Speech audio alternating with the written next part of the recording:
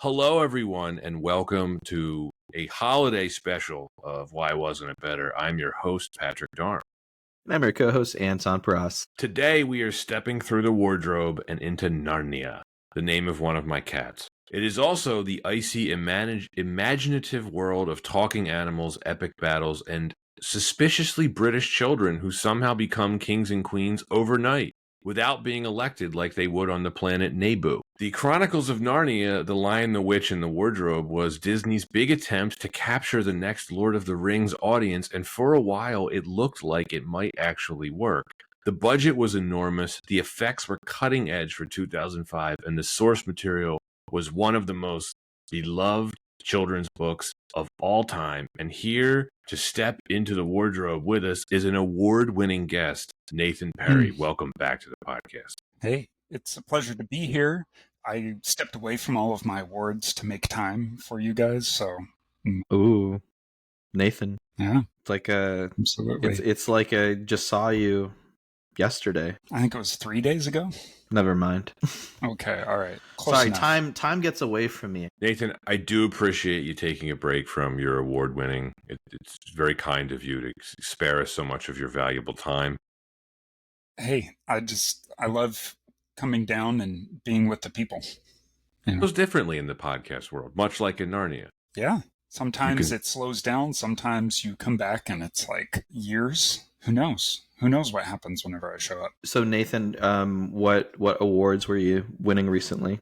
Good. That's, man, so many awards. I definitely was winning, not going to speak too highly of myself, but I was winning Best Sangria Award. I was making some sangria last week, so I think I got that down, basically locked down. Great. So that's pretty nice. That is a fine award. Yeah. Can I ask a question? Sure. Do you make it correctly by putting brandy in it? Of course. Okay, good. Of course. That's a standard. I thought you would, but I had to be sure because I've had plenty of sangria that's made incorrectly. How else would I win an award? How else would I win an award for it? You're right. So that's just one of many that come out lately. You only have to list that one. It's fine. As always, Anton, I want to thank the listeners for listening. If any of those listening are new to the podcast, please follow or subscribe or leave us a 5-star review on whatever platform. Where you are listening, we encourage you to comment on YouTube and Spotify.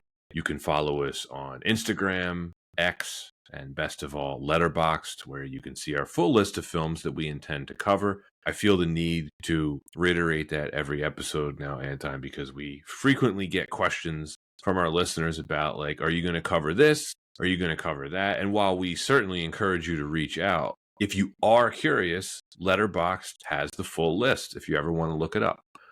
Links to all of those are in the description. And of course, if you really like what you're doing and you want to help support us directly, head on over to our Patreon. That's patreon.com/WWIB podcast. You can get access to episodes a full week early and ad-free, plus bonus content at higher tiers. Sounds pretty good. I think so. I say go for it. Yeah. If you're an award winner, you would grab a higher tier. You would. Buy yourself a holiday gift this season and follow us on Patreon. Or buy it for a loved one. That too. Either or. As long as you buy it. As long as you send us money. Hopefully you love yourself enough to buy it. There we go. Because remember, no one is going to love you unless you love yourself first. And that was the lesson we all learned from this movie. Yes. Wasn't it? No. Something. No. Okay, maybe. right. I think this movie had a very different message. I think that's our cue to start talking about the film then. I will intro this for us. The Chronicles of Narnia, The Lion, the Witch, and the Wardrobe was released on December 9th, 2005. 20th anniversary, Anton. There you go. By Walden Media and Walt Disney Pictures. It was directed by Andrew Adamson. Can't wait to talk about him. The screenplay was written by Anne Peacock, Andrew Adamson, Christopher Marcus, and Stephen McFeely. It is based on The Lion, the Witch, and the Wardrobe by Clive Staples Lewis, starring William Moseley, Anna Popplewell, Skander Keynes, Georgie Henley, Tilda Swinton, James McAvoy, and Liam Neeson. The budget was $180 million, adjusted for inflation. That is $290 million. And the box office, $745 million. Adjusted for inflation, that is $1.22 billion. Huge money maker. Yeah, big movie. Ew. 75% Rotten Tomatoes score. Nathan, as today's guest, why did you want to talk some Narnia? When you threw it out, I was like, man, I haven't seen that movie in forever. That sounds like a fun one to talk about. Nothing too like, I was just like, oh, right, that's a movie that existed. That'd be fun to rewatch and talk about. I haven't seen it. I didn't watch it since it came out in theaters. So 20 years ago. It's the last time I watched Chronicles of Narnia. Did you read the book, Nathan? Of course. In fact, I attempted to reread the book for this podcast, but didn't quite have the bandwidth for it. It's not exactly a hard read, but it's not. It's not. It's pretty. I got through the first couple chapters, but it's a pretty quick read, actually, right? Like it just kind of moves at breakneck speed. It does. Yes. I would say the film is paced quite similarly to the book. Maybe. Isn't in the beginning like they just are like, whoa, a wardrobe, whoa. Yeah. And that's my highlight for it's somewhat paced like the book, but not at the beginning, where it is not at all paced like the book and is in fact very slow. Yeah, you're not wrong about that. We can get there. Yeah. So you were a fan of the novels? Oh yeah. I mean, it was probably one of the earliest like chapter books that I read. I mean, I got a whole collection of them from like the Scholastic Book Fair. If you remember, shout out to Scholastic Book Fair back in the day. Yeah, of course. Because they had the rights to it for printing. So it was, I mean, Lion, the Witch, and the Wardrobe was like public school assigned reading for me, probably in 2nd, 3rd, 4th grade, something like that. So certainly a book that I read many times as a kid. And then, of course, this movie comes out, and it's maybe not a big deal. I think probably this hit at a time where I was a little bit removed from. I think 2005 is probably, even by that point, it had been a while since I'd last read it, because I probably had last read it somewhere in the, not like late 90s or something like that. So, but definitely a book that I know. I've read all the books. I've read a bunch of other stuff by Lewis as well, so definitely it's been something that's been around, and certainly if you're in the contemporary non-denominational church these days, typically you're going to have Lewis and a Narnia quote dropped at least once a month or something like that. As you should. That's pretty common. Yeah. I take your point about being removed from when you first read it, because my parents read me these books when I was very young, probably 4 or 5. Mm-hmm. And then I think, this probably was one of the first chapter books that I read on my own. I liked it enough when my parents were reading it to me that I decided to like pick it up myself. And then over the years, I've reread the books a couple of times. But yeah, by the time this came out, this film, I was in high school and I had my driver's license, which, sort of changed my perspective on it a little bit. I certainly saw this in the theater. And then going back even further, I saw the pretty much now forgotten BBC versions of these stories. Yeah. But I haven't seen those since I was a really little kid. I have almost no memory of how good or bad they may be. I'm kind of curious to revisit them now. And then, have either of you seen the 1979 animated version of this? No. More familiar with the BBC version. Possibly, but I would not remember it. So does that count? Does saying I watched something but don't remember it count? I mean, it's kind of my experience with it too. I certainly saw it as a kid, but I don't remember it. I think it was made for the BBC too, or something, Channel 4, one of the things on British television. I may have seen this film with a church group, because I remember a lot of church groups in 2005, of course, went to see this just because of, the very obvious C.S. Lewis connection and the very overt Christian themes that are in these stories. I had honestly forgotten how big of a box office hit it was. That is a ton of money. Anton, it was the 3rd biggest film of 2005. Do you know what the first 2 were? Star Wars. That's one of them, Revenge of the Sith. That was the number 2 movie. King Kong. No, not even close. Man. We covered it. kind of recently. Yeah, Ballistic, X versus Sever. That's it. Yep. Munich. No, Harry Potter and the Goblet of Fire. Kind of no surprise. I would say 20 years later, Anton, this is well remembered because of the name, but it doesn't quite have the same legacy that some of its contemporaries do. I mean, let's take a look around. There's no Lion, the Witch, and the Wardrobe land. That's very much something I was thinking about in context, in part because Anton and I visited Disneyland, so it's quick to think about, big movie franchise, how has it evolved into, like, merchandise? There isn't even, like, merchandising, like Lion, the Witch, and the Wardrobe, like... Not to say that there wasn't at the time, because there was at the time. There probably was. For sure, there was. But through for sure, today, no, it's just not in the same regard. Yeah. And I can't wait to talk about why, because I'm not entirely sure, but I have theories. This, of course, got 2 sequels, which came relatively quickly after this. In 2008, we had Prince Caspian. In 2010, we had Voyage of the Dawn Treader, and that was it. Yep.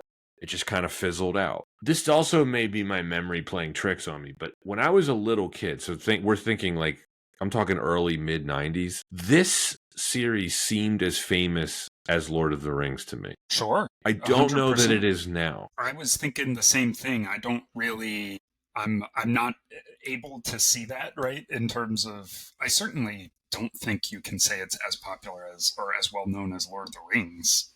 But maybe, hopefully. I wonder if the name is still as recognizable, but it's more like people are, right now, they're more in the vein of, I've heard of that, or something like that. I will say that there's enough interest that, of course, we're going to get a Netflix series. Is it a series or is it a movie? I thought it was a series, but it might be. They are starting with the actual first book, which is The Magician's Nephew. I actually think I can mention this now. I don't know if I wrote it down for later. I think that's part of the reason why this series is hard to nail down. Most people think that this is the first book in the series. It was the first book that was published, but it is chronologically not the first book in the series. That is The Magician's Nephew, which isn't as famous as this. This is by far the most famous of the 7. So it is a film, and it's directed by Greta Gerwig, the same director of Barbie. Right. Don't know how I feel about that. But hey, if the director of Shrek can do it, why not Barbie? It's a good man. I said it in the intro, Anton. I can't wait to talk about Andrew Adamson because he has one of the biggest WTF resumes I've ever seen. Just batted 1,000 and then was out. Yeah. Won a World Series and then never seen again. Hey, get out while you're on top, right? Yeah, nothing wrong with that. So I mentioned one of my cats is named Narnia. That's, of course, the high regard that my wife and I have for this series.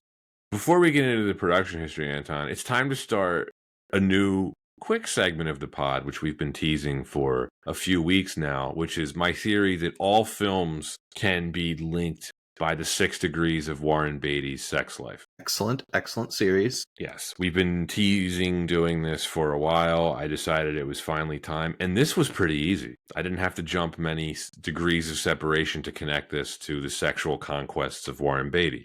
It's very simple. Liam Neeson voices Aslan in this film. He co-starred in a 1988 film called The Good Mother with Diane Keaton, who very famously dated Warren Beatty. Easy. Yeah. And Simple. Then outro Warren Beatty sexual conquest music. Da-da-da-da. Yeah, what do you think the music could that be? It could be You're So Vain by Carly Simon, right? Yep, because it was written about him. Right. Kind of makes sense. I don't know that song would have been appropriate for this film. I think they were wise to go with Alanis Morissette. I think that's a fair choice. Anything to add, gentlemen, before we get into the production history of Lion, Witch, and the Wardrobe? Ready to dig in. Yeah. So, the BBC adaptation had been well received, but they had been trying to make a big screen adaptation of these books going back decades. Several attempts were made in the 1990s. Producing partners Frank Marshall and Kathleen Kennedy. They had one planned at one point. Harvey Weinstein attempted to secure the rights shortly thereafter. That would have been interesting. Douglas Gresham, who is one of C.S. Lewis's stepsons, he disliked all the ideas that were put forward and it never got off the ground. The Lewis estate was extremely cautious about giving the rights away. And then in 2000, this is kind of where we can start the discussion of, is this actually a Disney movie? Producer Perry Moore began negotiations with the estate to secure the film rights. Walden Media officially acquired the rights a year later. Walden Media is still around today. They are how do I put this? A very family-friendly film production company. They've done, a bunch of pretty well-known stuff. So it was Walden that acquired the film rights, right? Not Disney. I think that's worth pointing out as we start this. It was the success of the Harry Potter franchise that convinced the producers that they could make a faithful adaptation of the novel set in Britain. Several directors were considered. Really interesting names here. Rob Minkoff, not him. John Boorman, not him either. But David Fincher and Guillermo del Toro, pretty fascinating to think about that. Some interesting names. Yeah. Particularly Del Toro. I mean, Fincher, this does not seem like the kind of thing Fincher would do. I don't know why his name would even be around, but sure. A couple years after this, he made The Curious Case of Benjamin Button, which you could describe as a fantasy, right? I mean, I could see Fincher wanting to delve into it as more of like a directorial exercise. Big name, also good to attach to a major film. Very much so. It's not that I don't think he could have done a great job with this. I think Fincher could do anything. It's just knowing what we know now about the totality of his filmography, like this just does not seem like something he would do now. Yeah. But, back in 2005, maybe things would have looked differently, right? In terms of exactly the history of him as a director. For sure. Yeah, and Guillermo del Toro, of course, went his own path with fantasy. Dark fantasy. And it was the wise decision. They offered him this film and he turned it down to direct Pan's Labyrinth, which I think we're all happy about that. So, following an Academy Award win for Shrek, director Andrew Adamson began adapting the source material with a 20-page treatment based on his memories of the book. I don't know that he actually won the Academy Award for Shrek, because that would go to the producer. But he still co-directed it, so give him credit. I feel like directors, when they direct something that wins Best Picture, they get credit for it, whether they're holding the statue or not. You know what I mean? Yeah, I mean, I was going to say, like, I think depending on the award, people will probably just take credit being like, I was on an Academy Award-winning movie. I would, too, if I were him. Yeah, that's very true. And then, of course, he also co-directed the second Shrek, which was, that made almost $1 billion. And Anton, is it a hot take to say Shrek 2 is better than for Shrek 1? No, because there's a lot of good reasons why you could point it to being a better movie, which tune into Shrek 2. Yeah, do you agree with that? I do. It's my favorite between the two. Interesting. I don't see that listed enough in terms of best sequels ever. It's got to be on the list. Like, it just takes a step up with the character development, the story, the music, the comedy. It introduces Puss in Boots. It's everything I want in a sequel. Yeah. And I don't even remember, I don't think it makes even any major missteps, but no, I don't think so either. We're on different to a different movie now. So. Yeah, sorry.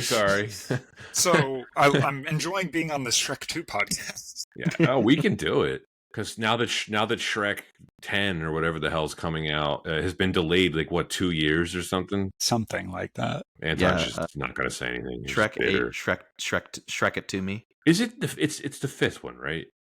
Yeah, in the mainline series. I don't even know if I saw the fourth one. With I have no memory of it.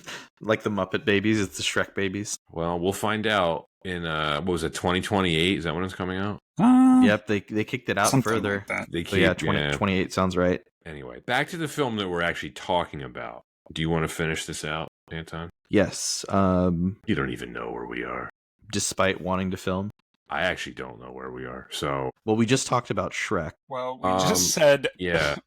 Oh, here we are. While the novel was the first in the series to be published, it ended up becoming the second book in the series chronologically. Adamson made a few changes, but mostly kept the script faithful to the novel. Marcus and McFeely, the same guys who wrote all that MCU stuff later on. They worked on the script. Yes, they did. Breakthrough for Marcus and McFeely. So, Weta Workshop head Richard Taylor cited Hieronymus Bosch's The Garden of Earthly Delights as an inspiration for the film's visual style. He felt Narnia had to be less dark and gritty than their depiction of Middle-earth in The Lord of the Rings because it is a new world.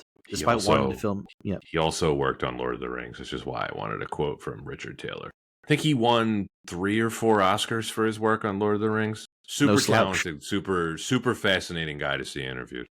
Is it a surprise that in both series there's a scene of the main characters trekking through snow? No, No. It's not a at beautiful all. shot. Yeah. It's a good show. Yeah. Despite wanting to film in Britain, much of the film was shot in New Zealand, beginning in June 2004. It was mostly shot in chronological order. Adamson did this in order to naturally create a sense of mature development from his young actors, which mirrored their real-life development. George Henley and Skander Keynes was never shown the film before filming scenes of their characters entering Narnia, nor had Henley seen James McAvoy in his Mr. Tumnus costume before shooting their scenes together. Brilliant bit of directing from Adamson. Henley was like, who got on the set? Who is this guy? Additional photography was done in the Czech Republic before wrapping up in February 2005. The score was composed and conducted by Harry Gregson Williams, having previously worked with Adamson on Shrek and Shrek 2. In addition, there are 3 original songs in the film: Can't Take It In by Imogen Heap, Wunderkind by Alanis Morissette, and Winter Light by Tim Finn. Evanescence lead singer Amy Lee also wrote a song for the film, but it was not included in the soundtrack. That wakes me up. There was also a compilation soundtrack entitled Music Inspired by the Chronicles of Narnia, The Lion, the Witch, and the Wardrobe. The album features songs by contemporary Christian music artists such as Bethany Dillon, Cutlass, and Nicole Norderman. Did either of you listen to that? I know Cutlass. That's so funny. Pretty good soundtrack. Mm-hmm. Yeah, check it out. And the film made an additional $332 million in DVD sales. And of course, we can't forget the video game tie-ins to the systems at the time, which includes, of course, the PS2 and the Game Boy. I played the How are the video PS2 game one. tie-ins? Okay. The PS2 one was pretty fun. Yeah, it's.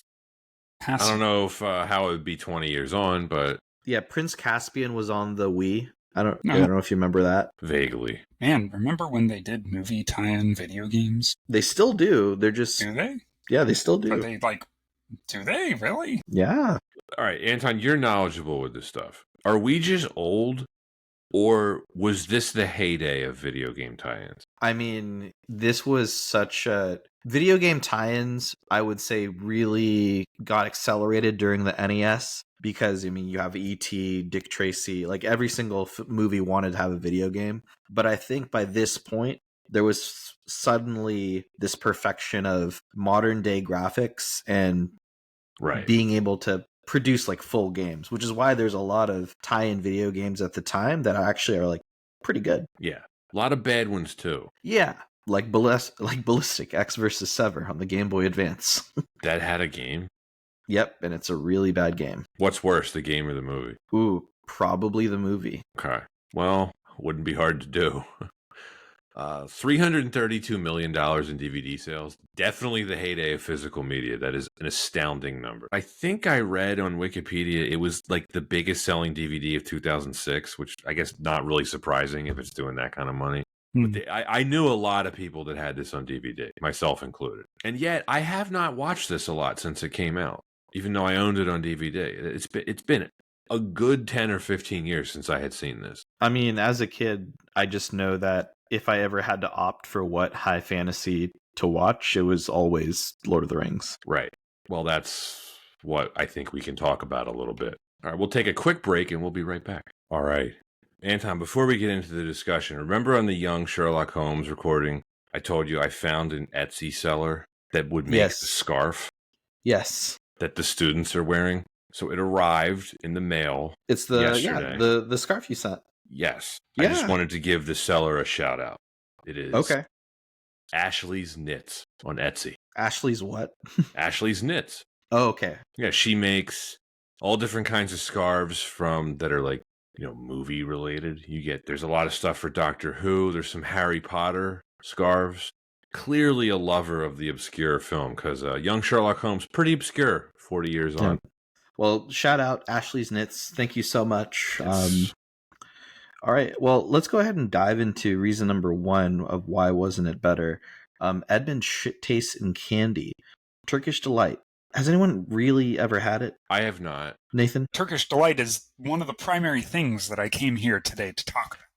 Because Turkish Delight is not very good. And I've always had an association with this book because it's the first time I ever heard about Turkish Delight. It's the only time I heard about it for probably 30 years of my life until I finally actually had it for the first time. Yeah, there's a whole generation of kids that think about what does Turkish Delight taste like. Purely from this book, because he's like, oh, I love it. It's so good. And then I should betray my family. And then I asked my parents at the time, and I'm like, what's Turkish Delight? And they're like, it's disgusting. You don't want it. And I'm like, what's the problem with this kid? It's just gone out of favor. Like, I don't, was it even an American thing at all, or was it just big in Britain? I doubt. Well, so I remember trying it for the first time, and it brought me back to this book because I definitely was a kid that reading the book, I enjoyed it. It made me like want to try Turkish Delight. But then finally trying it, I just think to myself, like, dude betrayed his family and Mr. Tumnus for this. Like, it's just not good. If I can play devil's advocate for a minute, having never had Turkish Delight, I did consult our English consigliere. Apparently there is a lot of really bad quality Turkish Delight, and if you can get the good stuff, it's quite good. But then I also asked him when the last time he had it was, and he said it's been a long time, so make of that what you will. They sell it at Costco. Do they really? They have a Turkish Delight variety box. I'm almost tempted to buy it, knowing full well that I will be disappointed. You'll eat one half of one and then go, well, I guess I'm throwing this away. Yeah. It's a... Probably, yeah. Sales... I'm sure that's what'll happen. I mean, sales of Turkish Delight rose following the theatrical release of... I'm sure. In 2005. Maybe. Besides that one cultural piece of Turkish Delight and associating that with this film, why doesn't it have any sort of cultural footprint for us? Good question. It is a really good question. And I've been trying to figure this out for the past couple weeks as I've been preparing the notes for this episode. Because it has all the ingredients to be a classic, right? And by the way, I know full well we're going to get a bunch of listeners write in and tell us how we're wrong, and this is a classic, and it's one of the most beloved films of its era. I take your points on that. There are plenty of people that love this movie. But to build off of what you're asking, Nathan, it's like, yeah, I agree. It's like, unlike Harry Potter or Lord of the Rings, or I mean, even like Twilight, people know the Chronicles of Narnia name, but you just not nearly as well as you'd think. Yeah. I have some theories. I'm just going to run through a couple, and then feel free to just sprinkle in your own. The White Witch is super memorable, I think, in some ways. Visually, I think so. I think it stands out. Right? Also, a big lion as being a main character, that also stands out. This film's not that quotable. I really struggled to remember any of the quotes from it. By the way, it doesn't mean I don't like this film. But think about all the quotes from Harry Potter and Lord of the Rings that people are always still saying. This also doesn't have the same level of fan culture as those films. And why that is, I don't really know. Well, so are you ready for some impressions on that? Or did you want to keep going? Yeah, I mean, I'll just start with one that I'll throw out for the both of you. It's like the sequels to this just fizzled. They didn't go anywhere. Yep. Sure. They fizzled. It's a good one. Definitely could see if no investment to continue if it doesn't get the viewership you want. Mm-hmm. Absolutely. I'm sure I've seen Prince Caspian. I know I've seen Voyage of the Dawn Treader. They're not bad. They're pretty good movies. But I'm sure they're fine. I'm sure they're great. And that actually lends itself to my theory that I'll throw in there. Okay. People were over high fantasy by the time those movies were coming up. And you know what train did come around 0809? Marvel. Yeah. Marvel too. That's Marvel a good point. Well. I think that's definitely a good one for that for sure. I think it also, I think there's an element of, I think this is a very faithful adaptation, and I think that's something to be applauded. But I also think that maybe there is a little bit of an element that it's not able to adjust for kind of maybe try to get in a little bit more of that memorable element, where I think even like Lord of the Rings is a movie that, the very least you have like Gimli and Legolas having a bit more like quippy dialogue at each other that people can associate with, that this just doesn't have.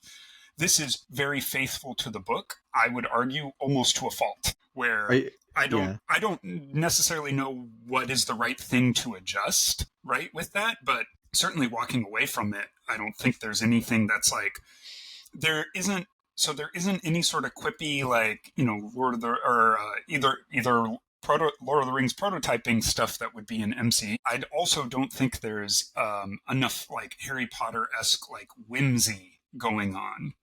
Like, there's lighthearted child-like fantasy, but there isn't sort of like a whimsiness, if you know what I mean. Yeah, I love what you're saying, Nathan, and I'm gonna distill it for myself. It's the tone wasn't adjusted for a modern audience. It played it very straight to the. I have that written down too. The tone.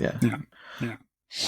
Now, the response, of course, is that Netflix, in their depiction, will have Mr. and Mrs. Beaver speaking in Gen Alpha slang. That's cap, yo. God, Jadis is crashing out. Mr. Tumnus is like 6'7". I in all seriousness, Anton, I do know what you mean about the tone. I was thinking about this. This has giant battles in it, but like no blood. People getting hit with arrows. It has people getting hit with arrows, but it's like it's also not violent at the same time.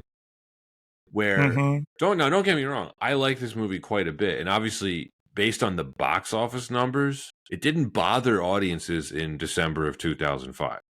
But I think over time, the sequels just not really landing didn't help. And then this is coming back to my kind of thoughts about, is this actually a Disney movie? They just gave it away after 2008. They gave it to Fox. So the third film, Voyage of the Dawn Treader, is not a Disney movie, even though it is now because they bought Fox. But Anton, I think you might be making the best point about the competition that arrived in 2008. And, you know, this may be a little too obvious, but like, is it completely unfair to just compare this to Lord of the Rings? Because this often does get compared to Lord of the Rings. And like, I don't think it should be. I think a comparison is fair in some regard. I think they're distinctly very different novels aimed at different audiences. Very. And people will still hold them in the same comparison because of all of those parallels, though.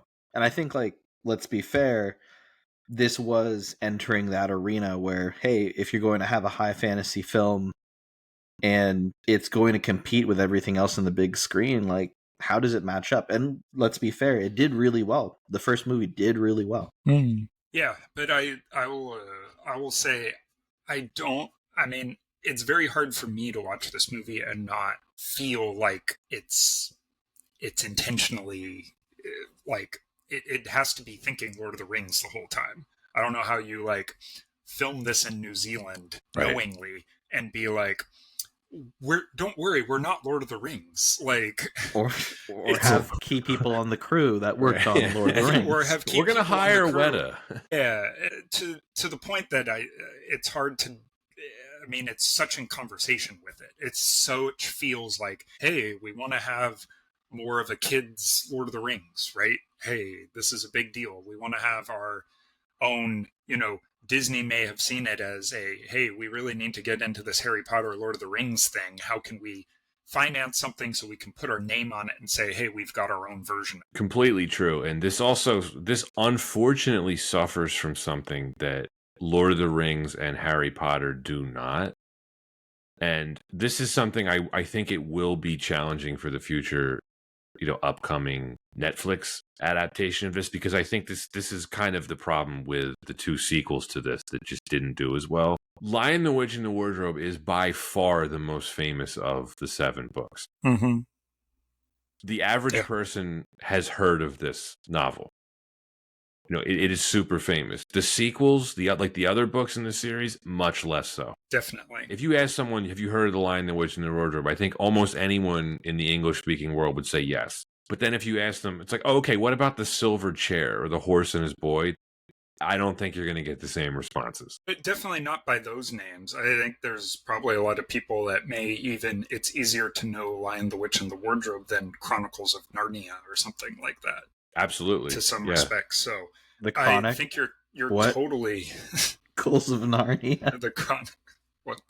That's definitely been in my head since Pat said, "Hey, we're gonna do Lion, the Witch, and the Wardrobe." You remember that, Pat? No. What? The Chronicles of Narnia, like the first or one of the first like viral YouTube videos with Andy Samberg and I think Chris Parnell. Is it a lonely island or is it just a? It's Andy SNL. Samberg? It's just SNL. Okay. Yeah. Okay. I missed that one.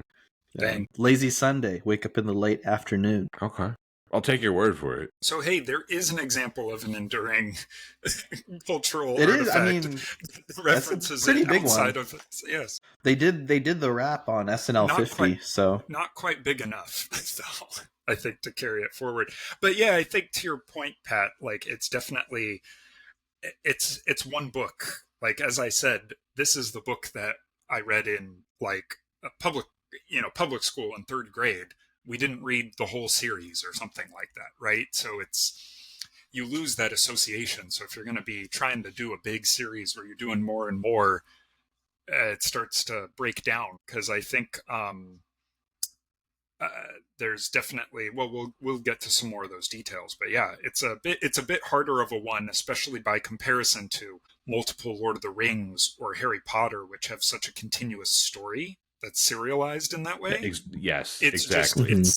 It's Chronicles of Narnia is all over the place, timeline wise, shared character wise. Like I know we'll talk about, isn't Edmund a little piece of crap? But he also turns into the main character for like the last 3 books. Yeah. So like it's good. You see, right? You see this kind of thing where it's like, well, that's going to be our guy. Hey, that's going to be our guy in the future, and no one else knows that. And it's like, well, how do we work this, right? No, I mean you're so right. This was always going to be a challenge to adapt the whole series. I mean, I had forgotten how much of a time jump there is between some of the books too. It's like literally thousands of years.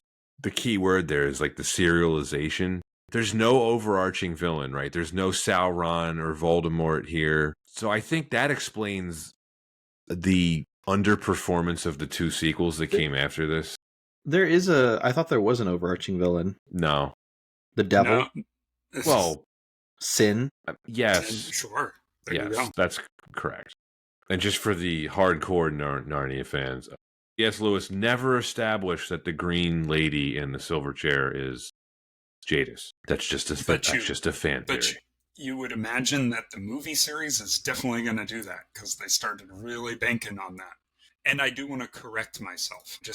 I just confirmed it. I was just speaking. I sometimes get the characters' names of Edmund and Eustace, who's the character in the later books, mixed up. Eustace Scrub. He is the main character of the last 3 books, not Edmund. Look, I just wanted to make sure before hate mail comes in flooding about how Nathan doesn't know Chronicles of Narnia. I don't know Chronicles of Narnia, but I am willing to go look it up on Wikipedia. Sometimes that's all you need. Yes. But yeah, there isn't clearly the movie series the movies were like, we need an overarching villain, and you see in the sequels they try to bring that in, right? No, you're right. You don't need an overarching villain, but I think it does help when you're trying to adapt a series. Yep. Yeah, I agree with that. Anton, where are you on the sequels? Because I actually like them. I'm a fan. I don't have anything wrong with them. I like the video game tie-ins as well. Look, I stand by my theory. They just get overshadowed by what the trends of Hollywood are at the time.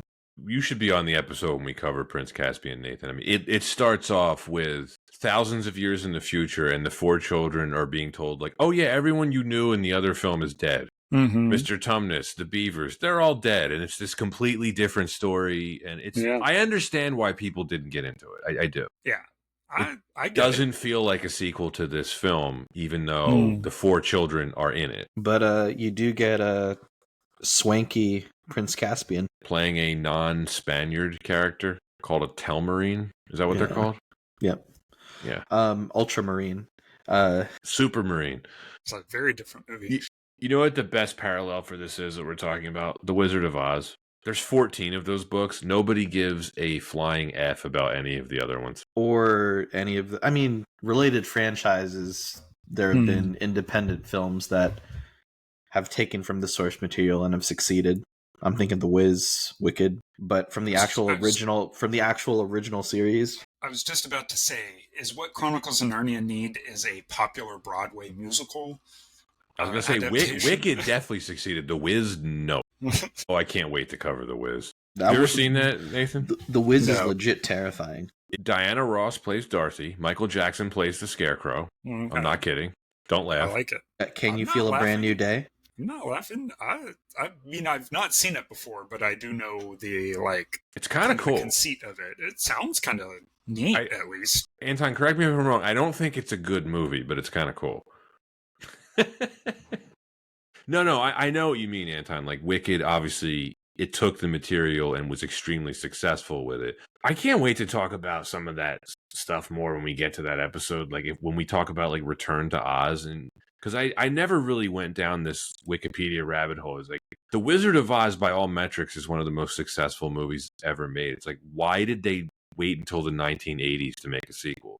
It's kind of baffling. It's interesting because that's also just a very old IP. Very old. Oh yeah. I mean, when were those books published? Like maybe turn of the century, right around there. Yeah. I also wrote down another example of this is The Girl with the Dragon Tattoo. The two sequels are not as well known. No, but even the American version only created the first book, right? Yes. With Daniel Craig. Yes. Underrated David Fincher movie. Yeah, he played the girl with the dragon tattoo. He did. It was a heck of a performance. Nathan just reacted like he wasn't sure if we're lying. Come for me, listeners. Am I wrong? Nathan's never seen that movie? No. Oh. It's a good one. It's a really good one. It looks really good. Okay. Anton, could that technically be considered a Christmas movie? Yeah, 1,000,000%. All right, we'll do it for next Christmas then. Done. It's been decided. Man, that is a downer of a Christmas movie. Jeez. It really is. Like, Nathan, I'll give you it makes Silence of the Lambs look like church. It's a downer. It's a downer. Yeah. It's I don't know if this is an original term on my part, but I'll take credit for it. This is what I call an associate classic. It's a classic by the name of what it's adapted from because it's famous, but I don't know the film itself is. Sure. Well, this is a term that I came up with for the film. I think it's a rhetorical classic. What was that? It's a rhetorical classic. Okay. Rhetorical? Yeah, rhetorical. Okay. I think we're on the same page. Yeah. If we're coming up with terms. Yeah. Okay. I don't think Pat's inventing words, though. I think that's the difference here. But anyway, so an associate classic, so where the source material is very famous, but also the film's not like a bad adaptation. So no one's like, oh, remember that terrible adaptation of Lion, the Witch, and the Wardrobe? Right. Gosh, I can't wait until they do it right. You know, it's like, quite the opposite. Yeah. It's there. Yeah, it did the adaptation. I actually really like this movie. They really did the book justice. Like, to your point, Nathan, this is an incredibly faithful adaptation of the book. Yeah, I mean, what's the first reason that we have here is that we're actually surprised it didn't have a larger franchise behind it. I think that's a really indicative of that associate classic title. Sure. Yeah, it's quite an obese classic, really. Scalene. They definitely did, I think, the book, this particular book, justice with this adaptation. Like, I think very faithful, I think, in terms of what it was depicting.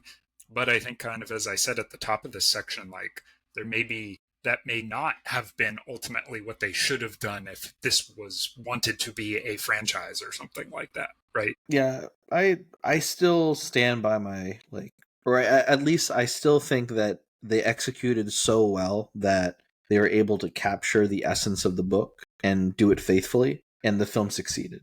I think that future iterations actually deviated from the books a bit more.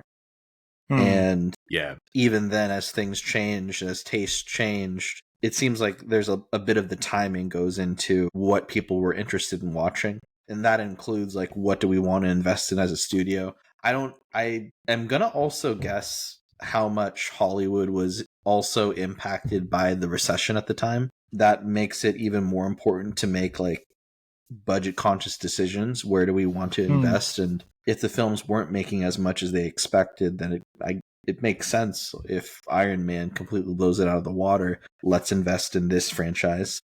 Yeah, because Prince Caspian, I should say, not Caspian. I'm not Irvin Kershner here. Adding letters, Prince Caspian.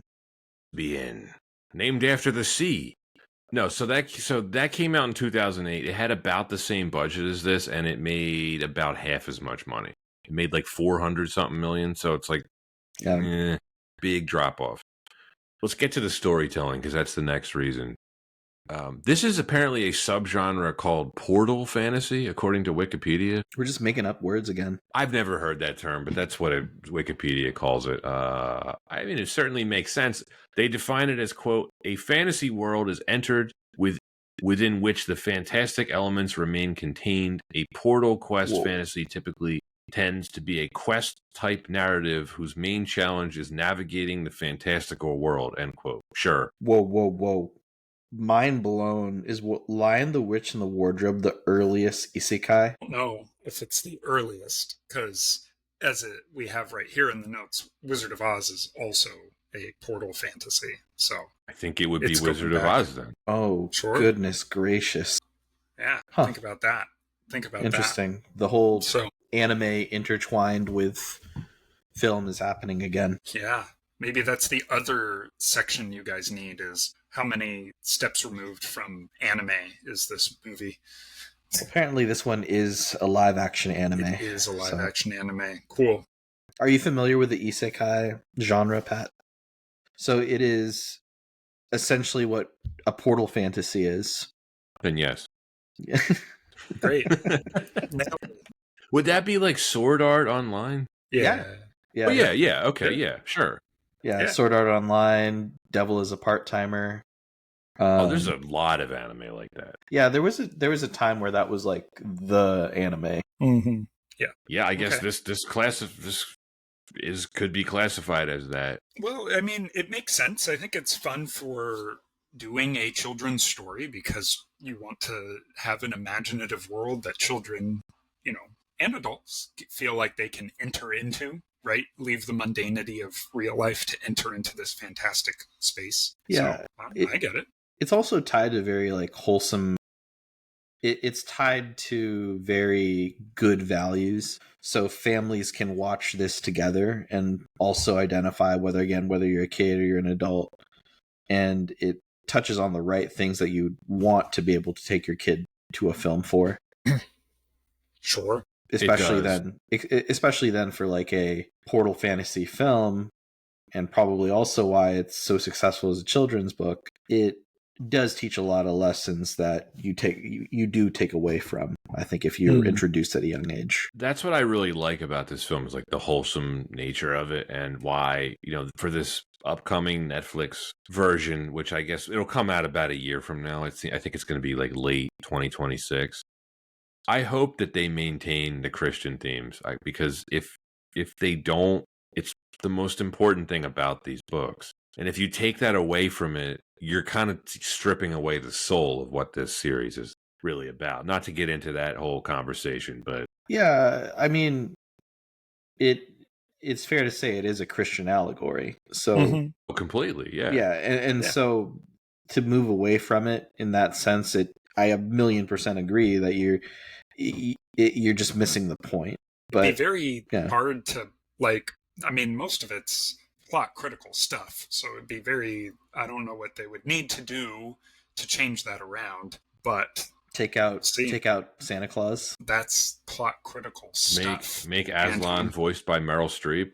I don't know. I think we already said all of the dialogue's going to be injected with Gen Alpha slang. Yeah. Meryl Streep doing Gen Alpha slang as Aslan the Lion.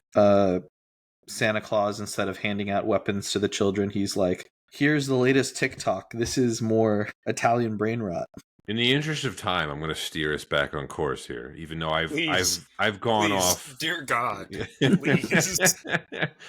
Performances in this, Georgie Henley and Tilda Swinton are the standouts for me. Georgie killed it. An incredible child performance from her as Lucy. Yeah, absolutely. Overall, from beginning to end, I think you get to enter into this story with her and follow her through.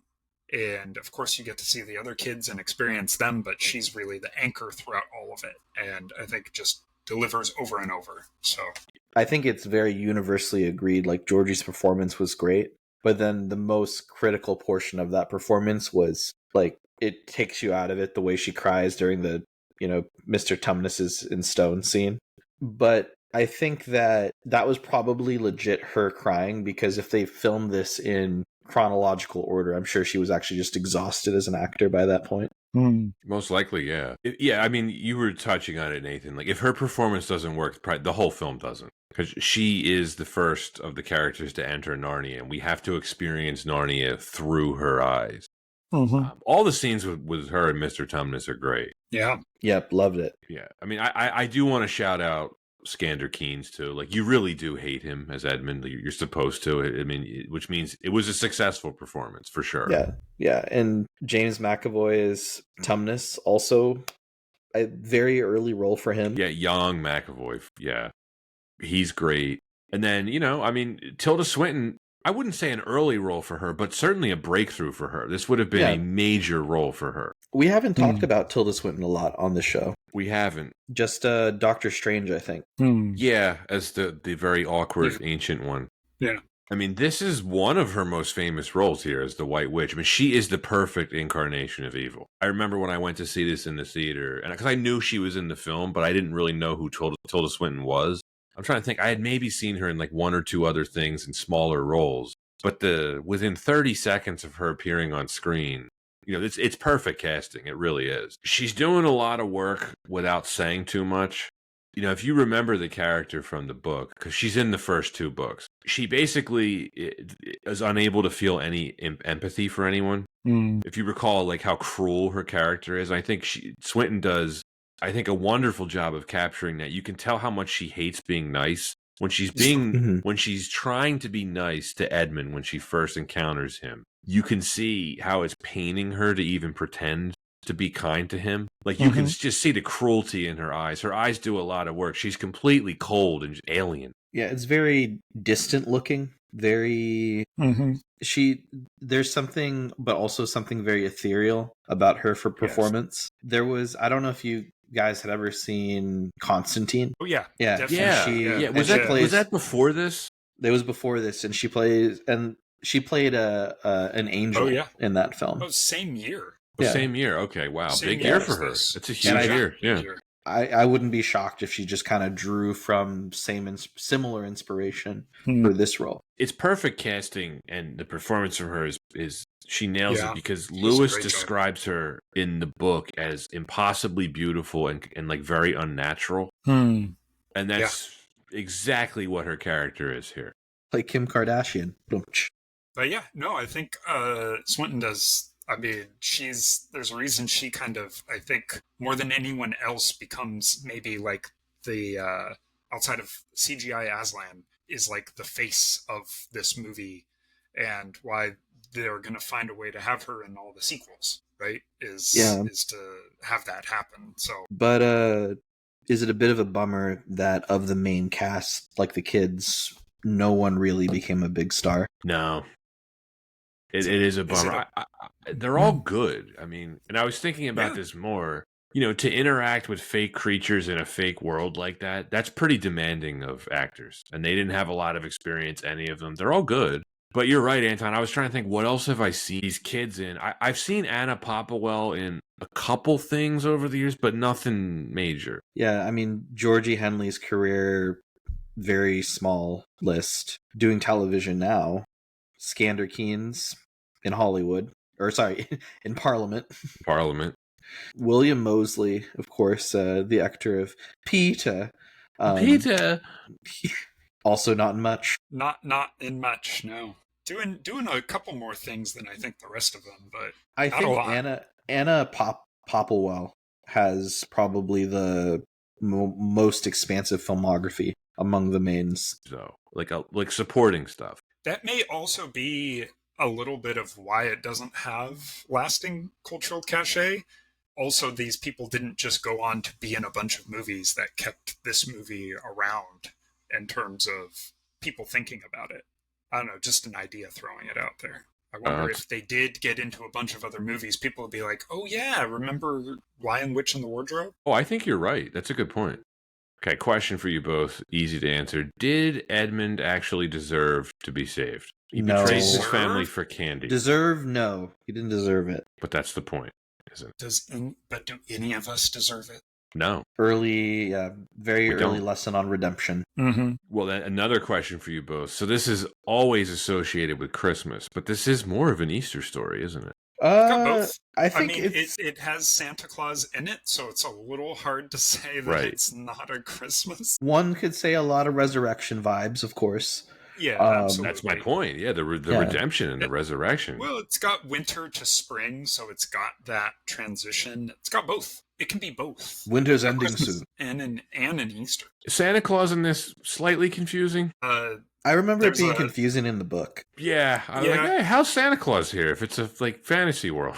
But as a kid, I remember I was like, oh, that's dope. Cool. I also thought that, yes. Like, oh, great. Father Santa's Christmas. awesome. Do you guys know the quote? Maybe I'm pulling it out, but there's supposed to be like a quote where like Tolkien wrote to Lewis about him putting Santa Claus into Lion, Witch, and the Wardrobe and was like, no, don't do that. He's like, that's lame. Don't put Santa Claus in your book. And Lewis was like, no, I'm going to put Santa Claus in it. It's going to be great. I could totally see Tolkien being a total snob. Like, why didn't you create your own language for the elves? I created my own alphabet. There weren't any elves. There was all of Lewis's favorite Greek mythology creatures in it, though, because Lewis loved Greek mythology as much as he loved the Bible. So if we're going to have some fantasy creatures, we're going to have centaurs, fauns, you name it. Beavers. Nymphs. We didn't see any nymphs, but they were referenced. Reindeer. Yeah. Which, of course, are fake. Classic. Weasels. Also fake. I've never seen one. Wolves that talk like Michael Madsen. That's not real. Which were actually dogs with CGI laid on top. Yeah. Understandable. There was more than a couple times when we were watching it during some of the chasing the beavers sequences, and they cut to like the actual animals they had, and my wife was like, "Oh, those are actually just huskies. Look, those are just fun doggies. Those are just fun doggies. They are. They're not wolves. They're not scary at all."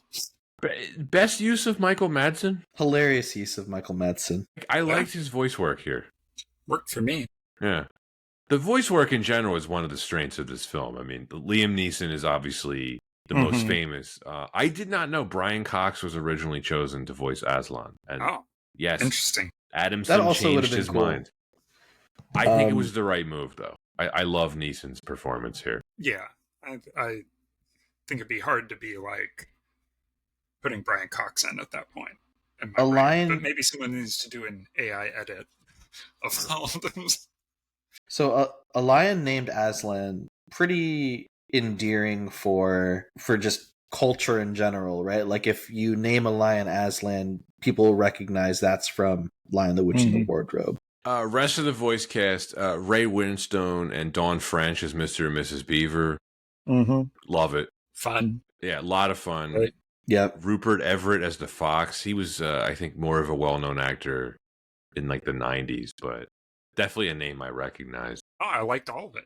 Liked all of the voice acting. To get back to the kids really quick, I found myself disliking Susan almost as much as Edmund. She would not shut the F up. Because she was kind of lame. Just the whole time. She's just constantly berating Peter. Yeah, always trying to throw cold water on everything. Just shut her up. Like, seriously. Like at the waterfall. They go, Peter, just put your sword down. Like, what are you doing? Shut your pie hole and use your bow and arrow. Which she did. Eventually. I wonder if Aslan talked to her about that. Like, Susan, you need to stop talking. Say less words. There's, you know how he's also talking to Edmund over by away from everyone. He just does the same thing. You need to calm down. Yeah. You need to stop making decisions on everything. I just want to point out again, I mean, he betrayed his own family for candy. I have a special set of skills. I mean, candy and the promise of being like king over them, which is So worse. Candy plus. Well, I mean, it's supposed to it's be. Hey, it's supposed to be the child, understanding of, hey, I offer for you to be in charge. You can be the parent now, right? He was just spilling the beans the whole time. I do appreciate how the film decided to give him some depth, though, where how showing the older siblings in the beginning of the film being kind of mean to him. So they at least set that up where he would be a little bit bitter, which I don't think, to your point, Nathan, they do in the book. Not. Well, it's much more of like a. And he was the middle child, so that's what you know what the middle child is like. Kind of is like all the book kind of gives it. So I'm not saying that that's sufficient, but certainly there's also. But this goes to the big difference of, the film takes 35 minutes to do what the first paragraph of the first chapter does. So yeah, that was my takeaway too. There's more just inferring. Because there's no introduction as to why Edmund's a huge jerk in the book. Other than I do think it basically says he's the middle. You know what boys are like at that age, kind of thing, or something like that. Or they're what a middle child is going to be. They're little like. monsters. Well, yeah, I mean, anyway, Edmund. But hey, he comes around in the end. So they get all the allegory and the story beats of the book faithfully, right? Yep. Directed by Andrew Adamson. I think he does a good job with the spectacle, the visuals. Was he the right director for this? I think so. I can elaborate. Yeah, please do. Go. Yeah. I think if one's going to look at Shrek as a jumping off point for like a larger film series and say, hey, like the guy that directed Shrek, I think that's a great idea for high fantasy. I see a lot of the reasons why. I mean, Shrek is also in a fantasy setting. It is appropriate for all ages. And being able to then work with someone that my other assumption was working also in CGI choreography, which at the time, of course, is going to be a big topic. So I think if you're especially thinking of the success in the name and working within those parameters, it looks good on paper. And then surrounding him with a crew and the people that of whatever you want to emulate, whether you do want this to compete with Lord of the Rings, so let's bring on people that have worked on Lord of the Rings. I think on paper it was a mismatch, but it ended up working out. Because if you do look at his CV, though, and this is something I don't know as much about Shrek as you do, he co-directed Shrek. So I think maybe it's clear he was the stronger of the directors that worked on that. You know what I mean? Like if you're going to pick 3 individuals who directed Shrek, why him? But I think to your point, and if you go back and look at his CV before that, he worked in visual effects. That's how he cut his teeth. And you're right, Anton, about the tone of this. I did find online, Walden Media, they wanted a director who could balance the fantasy with like family accessibility. They did not want someone who would modernize or deconstruct C.S. Lewis's work. I mean, maybe what Greta Gerwig is going to do, we'll see. I think to fit what they're looking for, I think he did. He's got the fantasy, kept it family friendly, kept it true to the book. But is it enough to make it a memorable film, right? I don't know. I do wonder if Del Toro had done this.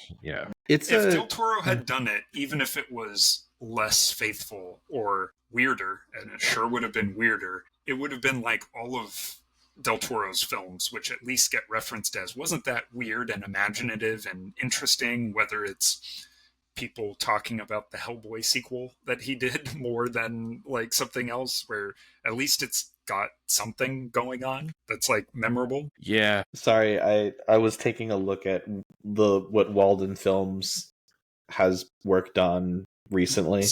Okay. Or like it's interesting because you get all these wholesome films. It's like, like really hitting the tone right of like Ramona and Beezus, or the Tooth Fairy series, Around the World in 80 Days. And I'm like, what are they coming up with soon? And this year they're releasing a film, Nuremberg. Wow. Okay. Yeah, a little cool. Little family friendly film about sure. Nuremberg. Interesting. Yeah. There we go. Adamson. Doing something a little different. Andrew Adamson.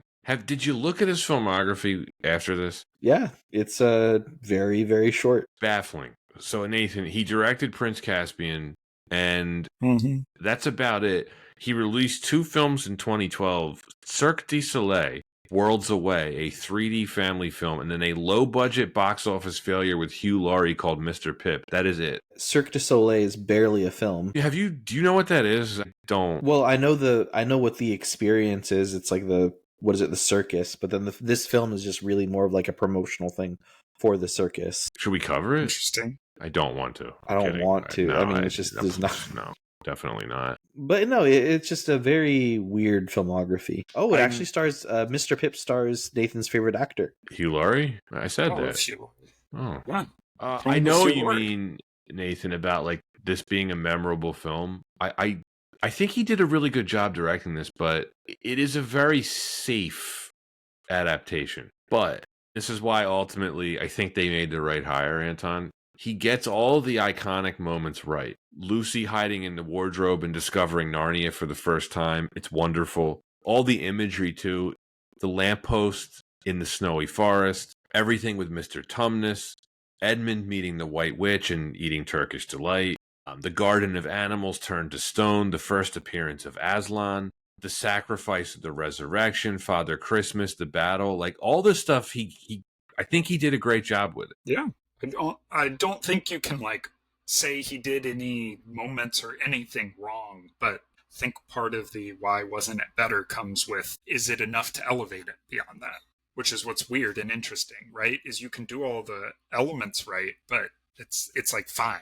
My take on it is every director has a vision for if they're doing an adaptation, and sometimes it's, do we want to keep it faithful? Do we want to bring it to the big screen and fit it for like the movie format? And then, of course, do I want to take my own personal take to it?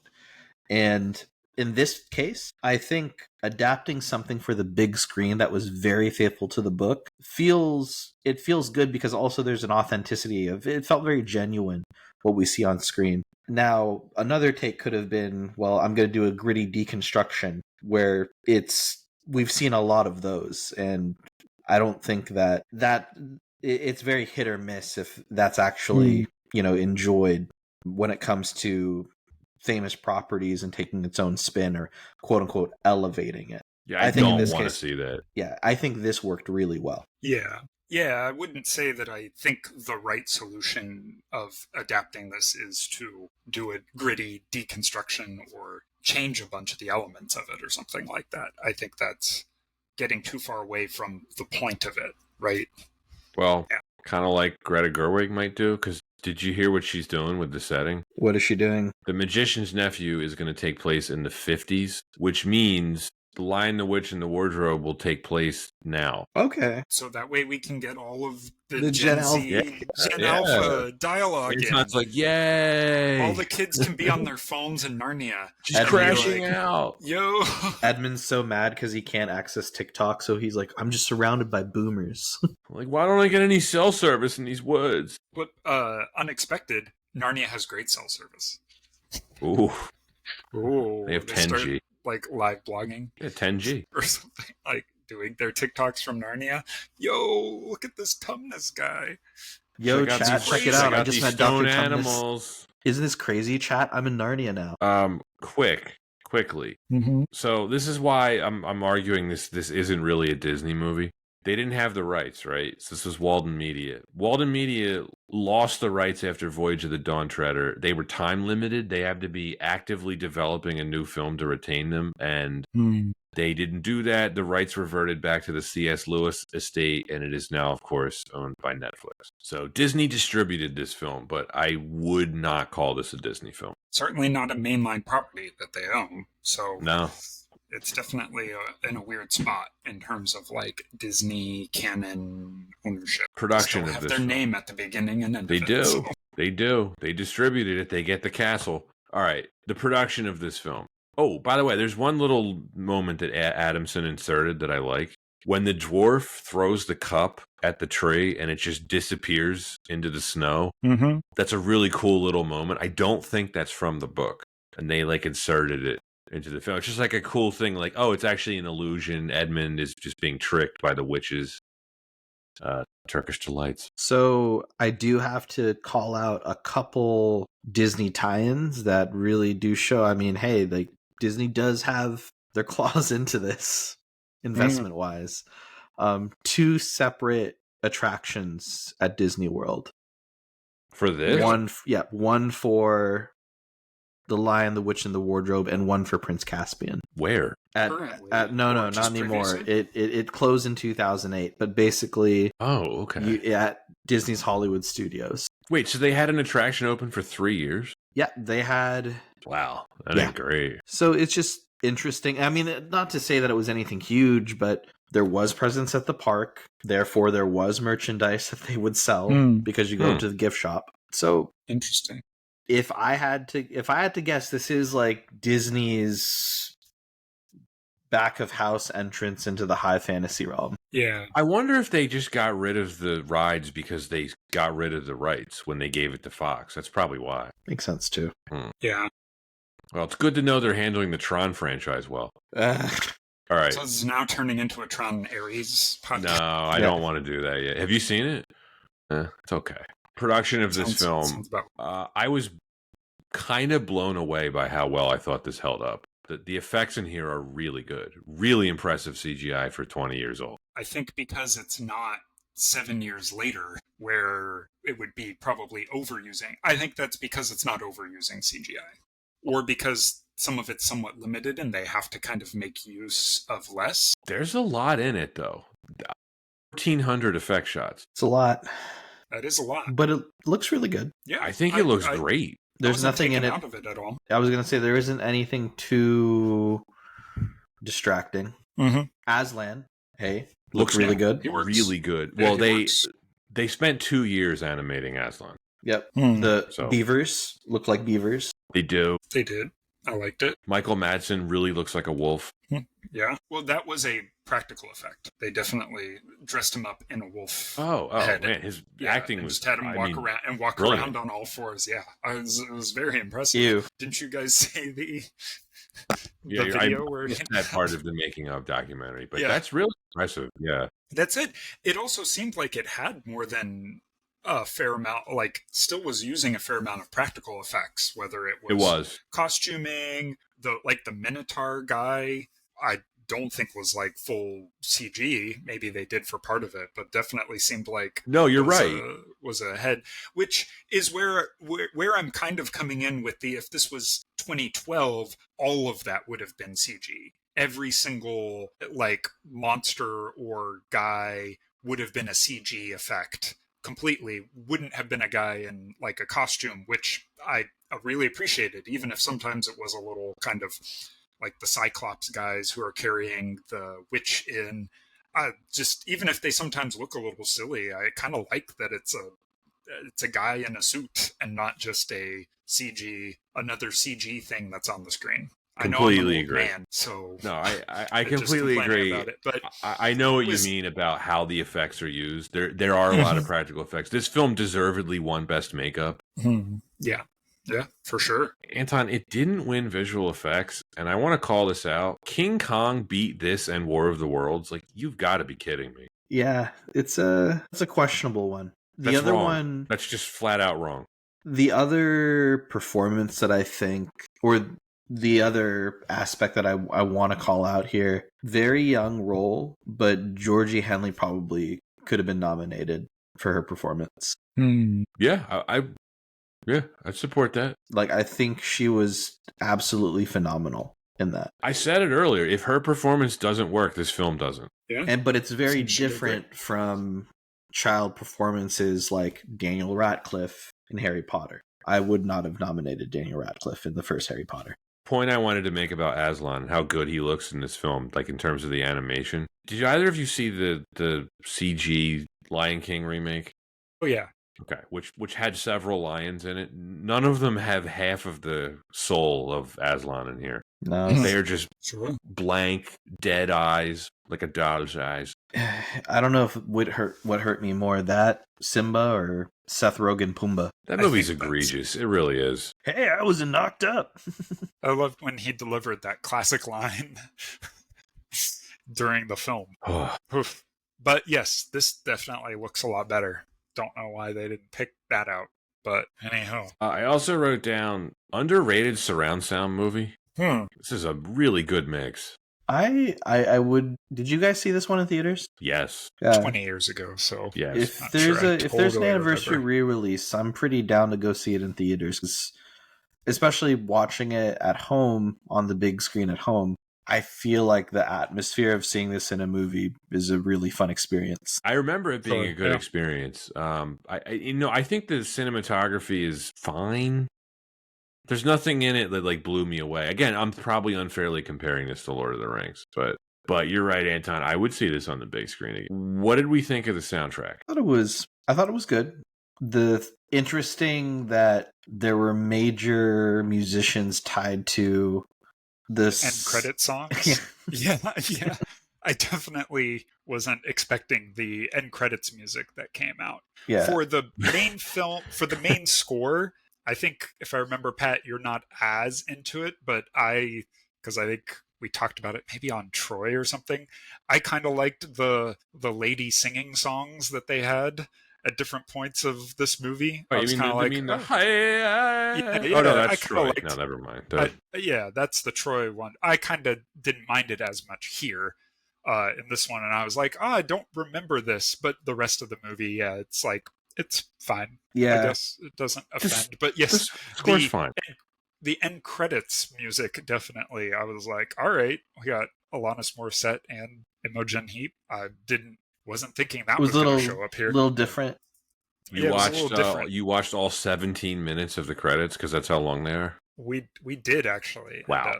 Because we were talking about it over Okay, the credits, okay. of course, but Mhm. Makes sense. I didn't sit enraptured looking at every name, but definitely. Yeah, no, I mean, I really do like the songs that play during the credits. And you're right, I don't love the score. I think it works fine in the film. It moves the action forward. It's very dramatic in all the right places. I could not recall a single one of the themes, though, when the movie was over. Again, maybe I'm comparing this unfairly to Lord of the Rings, which is one of, if not the best score for, I don't know, any film ever. But this one, it's fine. Anton, thoughts on the score? I thought it was fine. Nothing. It's not what carries the film. I'll just say that. Yeah. I'd be curious if it has a bunch of motifs that get replayed in the sequel, and is it also just because the sequels weren't the big pulls? You know, because sometimes I think about like how much does the score, those key motifs and pieces getting played again in the sequels help bring out that? Like I'm thinking of Harry Potter and Lord of the Rings. It's hard for me to truly separate some of those like iconic tracks. Like if it was just one movie, would I think about them the same way? You know what I mean? I think you would with Lord of the Rings and Harry Potter. Yeah, Those I were mean, bangers you hear those. immediately. You hear those for the first time. You know, like, well, that's going to stick with me forever. Think about the opening Warner Brothers logo of Harry Potter, and you hear the chimes from John Sure. Williams' score. You're just like, oh, Or okay. Other film examples: Indiana Jones. Right. Sure. Right. You know, certain scores grow on me over time. Like Avengers, like that one. It wasn't a classic when I first heard it, but over time, Yeah. Yeah. Alan Silvestri, man. Yeah. Yeah. It's fine. Yeah. I mentioned the surround sound experience, and pretty bold decision to film that final battle in broad daylight. That's a big ask of the CGI, and that's again why I was so impressed by it. Sure. Okay. No, I think it was good. Yeah. And yeah. Yeah. We all liked it. Would it have been better if maybe there was a bit more violence? Maybe kick this up to a PG-13? Well, that's the thing we were getting into a little earlier, Anton. It's like there's a lot of battles in this film and not a lot of blood. I don't know. I mean, I know what you mean. I don't know if that's what's gonna like elevate it though, because now that does start to feel a little bit like, oh, we're doing a gritty deconstruction of Chronicles of Narnia. Aslan little just ripping off people's heads. ripping people apart or something like that. I don't know if that's gonna fit the family friendly or family accessible tone that the movie wants to match from its source material, right? In that way, where I'm not saying they can't have complicated things, but it's certainly not a book that's trying to be lean into that, right, as like a sensory thing. So I don't know if that's, I don't know, that is the hard bit, right? Because it's trying to be a PG Lord of the Rings, and does that? It is a PG Lord of the Rings in some ways. So I mean, even in the book, it doesn't really go over too much detail of any of the fighting. No, they left out the part where Edmund gets disemboweled. Yeah. Yes. Correct. Well, I think I'd have to go back and reread the book, but I remembered watching this battle and thinking like, I don't think this is really how like the book described any of this or anything like that, which is fine. I mean, they want to go for a CGI battle to end all the pieces, but I don't think it was poorly done. What weapons is Santa Claus or Father Christmas handing out in the modern day to the modern day crew? AR-15. Real or joke? Well, you mean like a fantasy weapon? Oh, I don't know. No, like Greta Gerwig's Chronicles of Narnia. So AR-15. Okay. Just everyone gets one. I think one of them gets a stun baton. Okay. All right. A riot shield. Peter gets a riot shield and a stun baton instead. Oh my gosh. I think the thing I look forward to the most about that is that I can just watch it on Netflix. I don't have to go to the theater to see it. Like, you know how, Anton, we're going to cover the new Knives Out movie? Mm-hmm. And it's like, you know how it's getting the theater release and then they're just going to put it on Netflix like 2 weeks later? It's like, oh, okay. Yeah. So you're thinking, thank God I get to just watch it at home. Well, yeah, pretty much. I mean, well, I'll tell you why, Nathan. It's like, because my parents are here now and they like the Knives Out movies, and meaning, so the whole family is going to want to watch this, right? So all of a sudden a trip to the movies becomes not only expensive, but also it's coordinating like 8 people. It's like, that's just not going to happen. It's a lot of people at the movies. It's a lot of people. We're just going to watch it at home. There's no way we're making it to the theater for that. Yeah. I'm digressing again. I apologize. Do either of you have anything to add before we wrap this up and give our holiday ratings? Let's wrap. Let's wrap the Chronicles of Narnia. The Lion, the Witch, and the Wardrobe. Nathan, you're the guest. You will always have the opportunity to go first if you choose it. No, I want to hand it over to you guys today. I'll wrap it up. How about that? Anton, you want me to be the guinea pig here? Sure. By the way, we didn't even mention Jim Broadbent is in this movie. Mm-hmm. Professor Kirk, fun. That's all I have to say about him. Not really as fun as Professor Slughorn, but that's okay. I won't hold it against him. I really do struggle with how to rate this, guys, because it is an extremely faithful adaptation of the source material. Like we talked about, it does the book justice. It holds true to its Christian allegories. I think it is, for the most part, well acted. I think it is, for the most part, well executed. It has very strong production values. I think it's, for the most part, paced pretty well. It's a little slow to get started, but once they get to Narnia, it doesn't let up. It's pretty relentless. And again, I have to give a shout out to the CGI. This could have been made today. That's how impressed by the CGI I was. That is no easy feat for a 20-year-old film. I found this very easy to rewatch. I think a lot of that is because of how much of a fan I am of the original work by C.S. Lewis. But every time I see this movie, I have the same reaction, which is everything I just said. This is really good. It's faithful to the source material, and yet I always think there's something missing. Why don't I love this film? I don't know. Why don't I put this on the same pedestal as Lord of the Rings or Harry Potter? Is that even fair to do so? I don't know.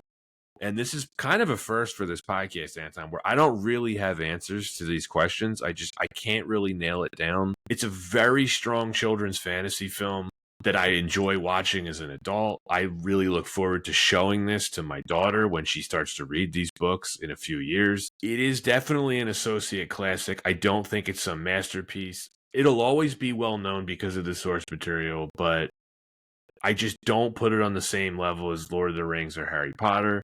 And like I said, I don't know if that's even fair, but that is just my subjectivity coming into this. I really enjoyed it, though. I'm going to go like B or B+. and I'll give you a final rating after I hear yours, and maybe it'll influence it a bit. But I can't, for all the good that this movie does, I just can't put it into that A territory. Yeah, I mean, you hit on a lot of the same points I wanted to make. One added distinction, I think, is looking at the totality of film adaptations of novels. I really loved thinking about like the range of what we see there. And faithful adaptations can often come off as very wooden or very flat. And I feel like this is one of those fun instances where I think the sincerity of how straight they played the film with its parallels and everything that they did not take away from the book. I think everything that they kept in, fantastic. It's not an easy feat to do that. We know that the medium of film very different from a novel, but they expanded upon. So it's actually really amazing that they're able to capture the spirit and essence of the book while at the same time expanding on it in a way to then have folks come in and see the film. So I think that in itself is just that's great. That's a huge feat. And looking back on it today, I think it is pretty underrated. I'm going to put this in the underrated category for Anton because it still holds up in its ability to tell like a very strong story from a pretty short source material, but tell it very effectively with, again, great pacing and very strong storytelling and fantastic character development. I don't know what else you really want. It's great. And then the actual action that they add to the film really doesn't feel too heavy. It feels appropriate for the level of the film. And I know there's a lot of comparisons to Lord of the Rings, but I think this feels very distinct from that, as in the same way that I can't compare both books. They're just so different. And in that same takeaway, I just really, really enjoyed it. I had such a great time rewatching this, and I'm going to definitely add it more into the rotation just because it's so fun and it really is well done and, again, underrated. So for me, I have to put this under, I'm rating it a bit stronger. I'm putting it on B plus. It stands the test of time. 20 years later, I think this really does stand the test of time. I feel a little bit, Anton, for as much talking up as you're giving it, I feel like B plus is maybe a little bit of a low cap out from how you just described this film. Because I know Pat was wanting to hit B plus, but you guys are speaking about it very differently. So I'm going to be a little bit of a combo breaker on that. So again, as I said at the top, I haven't seen this movie in 20 years, haven't really thought about it at all. In rewatching it, I think I agree with a lot of stuff that you said, Pat. I think this is a faithful adaptation. I think that it doesn't really have any big mistakes other than I think it's a little slow at the beginning, and I think the movie's just a little long and it's a little slow at the beginning, and if you could go back and tighten up some of that, I think it would help it quite a bit, actually. But outside of that criticism, I think it has good performances. I think it does well in its presentation of everything. I think it captures a magical world. I think it, of course, is grounded in such a wonderful story. But I still think, for me, I watch it and it just never feels like it reaches the sum of its part. It's only the sum of its parts, not greater than it. And I think, speaking, Pat, I also similarly, I can't quite get my finger on it. I go back and forth on whether comparisons to Lord of the Rings and Harry Potter are fair or not, right? Should it be compared to those things? It certainly feels like it wants to be compared to those things, but is it also, it should be considered its own thing. That said, it's really hard. I need to give it like a B minus for me, because it just doesn't click for me in a way that I think it wants to and needs to. And again, I'll still search out what exactly that is and why, but I think that's really where it stands for me. Yeah, Anton, sure you don't want to bump your score up to A minus? No, and Okay. maybe I can add my last critical bit if this is missing. While it's still very good, it doesn't. I would still rather watch like Lord of the Rings or Harry Potter first. Yeah. It does everything really it's well. so- It's just not exceptional to me. Yeah. As an addict, like it's like if I go see a really, really great play, like I know that it's also because of like the heavy duty of the source material that it worked off of. And yeah, the score didn't stand out. Huh, I don't know, but I still want to give it a B plus. Just it's still very enjoyable. We're not trying to stop you from doing that. Yeah. We're trying to help you. I'm glad I watched it and I enjoyed it, and I look forward to watching this again. This is a good movie to watch around Christmas, for sure. Or Easter, depending on how you look at it. Well, Nathan, this was a lot of fun, as we suspected that it would be. Oh, it's great. Great being here with you guys. We will have you back soon. So that is it for the Chronicles of Narnia, The Lion, the Witch, and the Wardrobe. And yeah, we will see you next time on Why Wasn't It Better? That'll be next week. It's the Christmas episode, Anton. We're doing the Jim Carrey Christmas Carol. All right. Well, That'll be a fun one. ooh, It will be. It chills you to the bone. Yeah. Wait, no, that was Muppet Christmas Carol. Oh, this could chill you to the bone. It's quite possible. Yeah. All right. Well, we'll see you next week then for our Christmas episode. Thanks for listening, and see you next time.